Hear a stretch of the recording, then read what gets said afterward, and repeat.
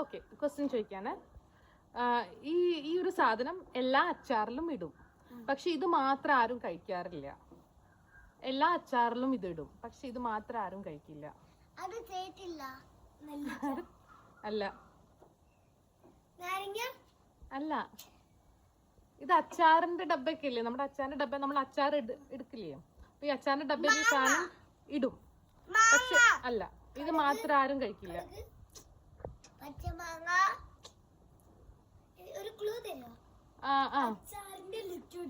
അല്ല, അച്ചാറിന്റെ ഡബ്ബയിലൊക്കെ നമ്മൾ ഇടും ആ സാധനം. അച്ചാറൊക്കെ